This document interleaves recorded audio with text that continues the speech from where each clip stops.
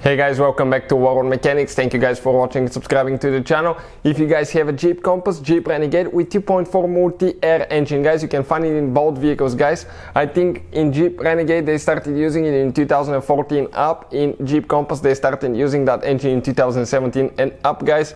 And you have guys engine light on and code P1128. Stay with us, guys. We will explain what causes that code and how to fix it in most cases, guys.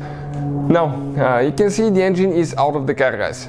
We made about 100 mechanical videos showing you pretty much how to fix anything on that engine. In addition, we're in the process of making about 100 videos about engine codes, diagnostics and common problems. Why we do all that? We do it, guys, because our mission at the shop is to save you as much money as we can. All we need in return, please subscribe to the channel and like the video, guys. That way we can keep providing this free information to you. Now, if you need any replacement parts to use the scanner that we're using here, guys, all that will be shared. We'll have the links in the description of the video below for your convenience. Let me show you what we have now, guys. Okay, that code P1128 indicates that closed loop fueling not achieved for bank 1. Practically you have only one bank on that engine. Bank 1 and 2 is either for 6-cylinder or 8-cylinder engines usually, guys. 3 and 4-cylinder engines, they have only one bank. Now, if you have a V6, one of the cylinder heads will be bank 1, the other bank 2, but this is just a 4-cylinder engine, so we have only one bank. The scanner, guys, that we use, okay, it's this scanner right here. Many of you always ask me to recommend a good scanner. This scanner works on Asian vehicles, check it out, European cars, and all American cars as well, including Jeep right here. I really love that thing due to the fact that it's not expensive and it can pay itself off in one-time use. You use it on so many cars. That's our everyday scanner. You can access every computer in your car. You can read codes from every computer, delete codes and see live data. So that makes diagnostics a piece of cake, guys, for almost any vehicle. Now, this engine, the only thing that will look different on yours, okay, the engine cover will be black usually. We painted ours white. If you have a Compass, Jeep Compass, your intake will be a little bit shorter because the air filter box will be at a different location, but other than that it's the same. Guys, it could be many things that can cause that code, but number one reason that we see here at the shop is a bad oxygen sensor. And you have two of them. One is upstream, one is downstream. Make sure you stay until the end. We're going to show you where they're located.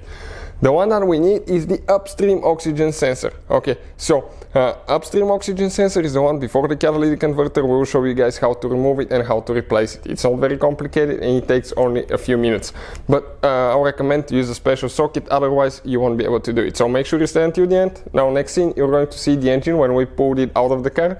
Still with the black cover before we painted it and with the exhaust manifold on and the oxygen sensor, so we can show you guys which sensor you need to remove and replace if you have that problem. Also, we have a video that explains how to check oxygen sensor, that way you don't waste your money on a new one. So let's go ahead, replace it, guys, and we'll continue. I would recommend to do that only on cold engine. Let it sit for at least 10 hours before you guys, after you drove it. Because that oxygen sensor could be really hot. You can severely burn yourself and damage your skin, guys. This is like thousands of degrees here reaching, guys. So now looking at the engine, when you open the hood of your vehicle, okay, it doesn't matter which vehicle we have, all of them use that engine, guys. You come down, this is your exhaust manifold that says do not touch. This sensor right here, it's known as upstream oxygen sensor or oxygen sensor 1. The one right here is known as downstream oxygen sensor or sensor 2, guys. This is the one after the catalytic converter. This one pretty much detects if the catalytic converter is doing its job and it's cleaning the air. The one before the catalytic converter is the one excuse me, that tells the engine, okay, if it needs more air, more fuel, so we can adjust all that. Now, how you guys remove those things? Okay, let me show you how to remove and replace the upstream oxygen sensor now. You will, guys, follow the wire, okay, right here, and on the back side of the black wire, okay, right there is a thing that you press in and you pull out and you disconnect it. After you guys disconnect it, okay, there is a special socket that we use to remove the oxygen sensor. This is, guys, the socket. You can find the link again in the description of the video below. That socket is super strong, it's very handy and easy for oxygen sensors, otherwise you can severely damage them and you may not be even able to remove them after you damage them.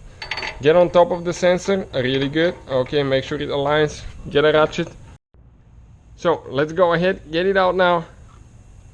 It might be stuck, guys. Okay, it might be stuck quite a bit, so you might need to get bigger ratchet, okay, or breaker bar. And once you get it loose, okay, you can just go ahead and turn that thing, okay, by hand, guys. You can see, you just go ahead and turn it and pull it out. We'll have the link in the description of the video below, guys, to see where you can buy replacement one. Putting it together, guys, practically is in reverse order. We took it apart, make sure you get it tight. The new sensors usually will come with pre-treated anti-seize on the thread, so that way they will not get stuck next time you need to remove it. So that's how you guys do it. Hopefully the video will be helpful to any of you trying to figure this thing out. If you guys have any questions, let us know. Hopefully the video will be helpful. Thank you for watching and see you guys next time.